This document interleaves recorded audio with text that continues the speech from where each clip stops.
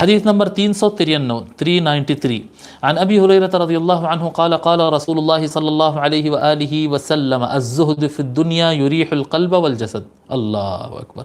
رسول اکرم صلی اللہ علیہ وآلہ وسلم ارشاد فرماتے ہیں دنیا سے اپنے دل کو بے رغبت رکھنا، جی سامان میں، کاموں میں، پیسوں میں، دولت میں دل نہیں اٹکنا، بے پرواہ رہنا اسے، بے نیاز.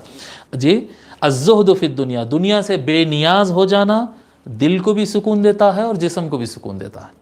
جی دل کو بھی سکون دیتا ہے اور جسم کو بھی سکون دیتا ہے، دونوں چیز راحت میں اور سکون میں آ جاتے ہیں.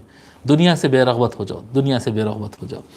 اس کو امام طبرانی نے روایت کیا ہے اور اس کی سند ٹھیک ہے.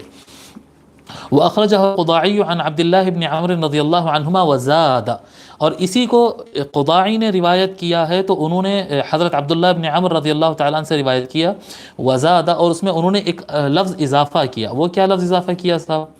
انہوں نے لفظ اضافہ کیا ہے والرغبۃ فی الدنیا تکثر الہم والحزن.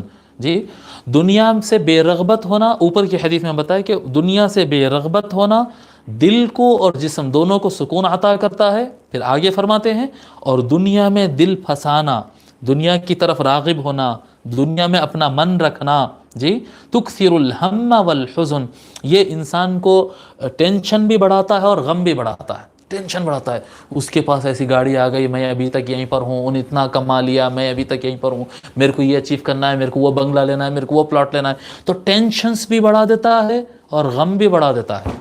غم بھی ہوتا ہے آدمی کو اور ٹینشنز بھی رہتے ہیں کہ یہ باقی ہے وہ باقی ہو.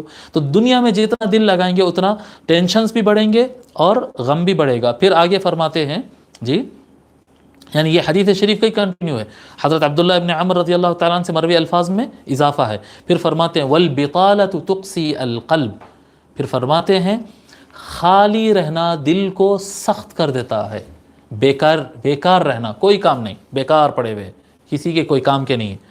یہ جو بیکاری ہوتی ہے اس میں دل سخت ہو جاتا ہے، دل مردہ ہو جاتا ہے، دل سخت ہو جاتا ہے. نہیں، خالی نہیں رہنا، کوئی نہ کوئی یا علم حاصل کرو یا روحانیت حاصل کرو یا پیسہ کماؤ یا گھر کے کام آؤ یا کچھ نہ کچھ. انسان اپنے آپ کو مصروف رکھنا، انسان اپنے آپ کو کوئی مقصد کے ساتھ، بے مقصد مصروفیت نہیں، کوئی مقصد کے ساتھ انسان اپنے آپ کو مصروف کرے تاکہ اس سے دوسروں کو بھی فائدہ ہو، اس کو بھی فائدہ ہو، اس کا من بھی اچھا رہے. خالی بیٹھنے سے دل سخت ہو جاتا ہے، خالی نہیں بیٹھنا چاہیے.